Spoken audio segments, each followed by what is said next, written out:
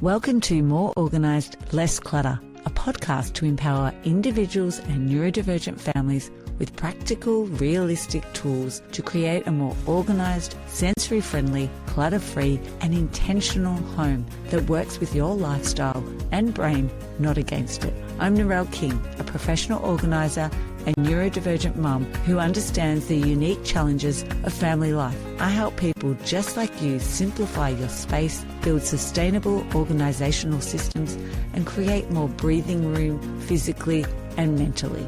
Every fortnight, you'll hear solo episodes and guest conversations filled with practical strategies on decluttering, home organisation, routines for neurodivergent families, mindful living, and how to build a home that feels safe, calm and functional. You'll walk away with actionable takeaways you can implement even if you only have 10 minutes to spare. What if your most impressive Christmas event was also your most sustainable? Welcome to today's solo episode where I will be turning festive flair into an eco-friendly event. I'm going to share how you can use self-serve drink station to bring your own containers, leftover station, and also sharing simple guest-pleasing hacks that cut waste without cutting the magic. Well, I'm also going to be sharing edible decor and borrow not buy serving pieces and how to label your cups to ditch the disposables, and also thinking about portion planning that saves food and also money. By the end, you'll have a host-ready Christmas that makes your home sparkle, your guests feel cared for, and also looks after your bin, which will hopefully be surprisingly empty. Let's jump into this More Organised, Less Clutter podcast where we're going to plan a no-waste Christmas that everyone will remember. Thanks for joining me for today's solo episode where I'm sharing eco-savvy ideas to impress your guests at Christmas time and also help you reduce waste with small, thoughtful touches that are kind to the planet and also help reduce the burden of clutter on your guests at Christmas time.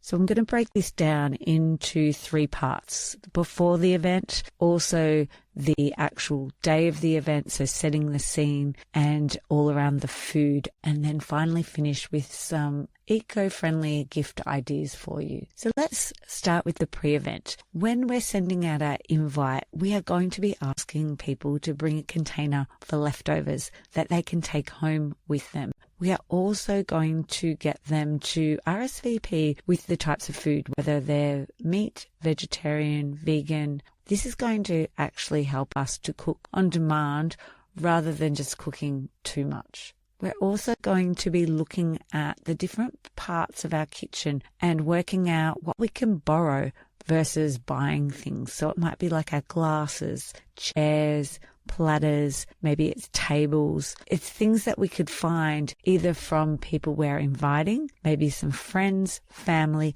or even looking in our opportunity shops or thrift shops and seeing if we can buy things there, or maybe it's secondhand on Facebook Marketplace. Another thing that you can think about before the event is portion planning. So maybe getting smaller plates, and so that people could refill from the kitchen and you keep backup trays chilled or warmed depending what season you're in.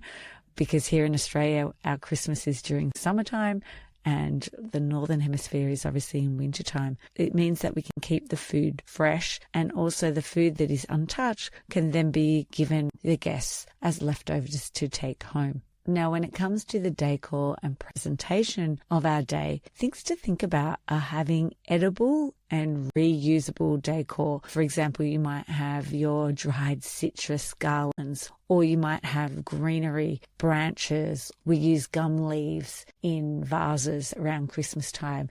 It might be cloves in oranges and cinnamon bundles that you're going to use, or herb pots.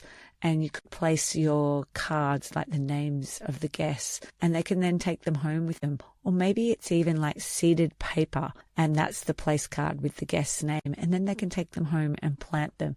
So they're actually reusable. And then also thinking about using real napkins and then reuse them again. Also tea towels and your tablecloths as well. Think about setting up a self-serve drink station. And so there's no single-use plastic. It's actual proper glasses. And you could even batch some of the beverages that you're going to have. So it might be a mocktail or even one cocktail, and you've got dispensers there so people could help themselves. It might even be like an infused water that has like citrus and rosemary or cranberry and mint in it. If you have the glasses set out, you could also have a glass marker or even that washi tape and a pen so people could write their name on it. And that way they then know which glass is theirs and they can just come back and refill it. And having carafes of water or drinks means that you're going to also cut down on single-serve cans or bottles. When it comes to food, you could actually think about planned leftovers menu. So what's some things that people really like to use as their leftovers? For example, roast root vegetable tray, and the next day you might have this in a salad or a frittata. Maybe it's toasted turkey and ham sandwiches with the roast veggies, or omelettes with roast vegetables as well as the ham, chicken or turkey. Another one is soup, and it could be using the meat and vegetables. And finally, it could be a pot pie, fried rice, or even toasties. And when it comes to serving, if you have your meats and roast pre-sliced in the kitchen, you can then bring out in small waves on trays and refill as you go. Also look at a bread basket with maybe butter and herb or oil to just help stretch out that main meal without overcooking. Now, when it comes to sorting and cleaning up, we want to make sure that we have a clear waste zone.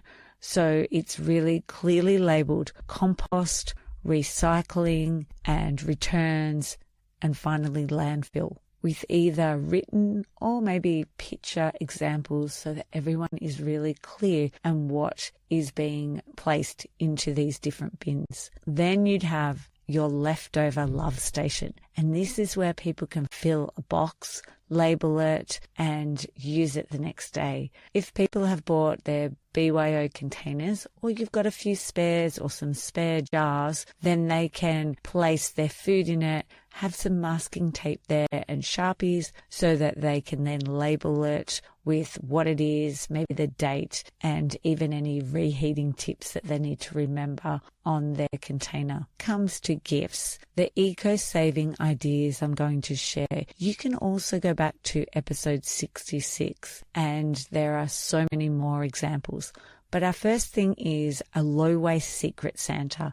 So you could theme it pre-loved, it could be edible, or maybe consumable only. Some other ideas are gift and experience. So not only are you giving them something fun to do, but you're also saving yourself time running around to the shops because you could potentially buy this online. But try to also think of the activity that will be practical and easy for them to redeem, and you don't want the voucher to go to waste. A second idea is a practical present, because no one wants to give a gift that goes to waste or ends up in the back of a cupboard, which I see a lot of with clients. We want to think practical, and this might be everyday items such as books, pajamas, socks. These are great ideas for gifts that you know they're going to use. The next one is consumable gifts, and these make great clutter-free gift ideas because you're going to be giving that thoughtful gift that they'll be able to enjoy and use. These gifts won't add permanent clutter to their home. Most people appreciate receiving something thoughtful, shows that you know them well enough to find something they will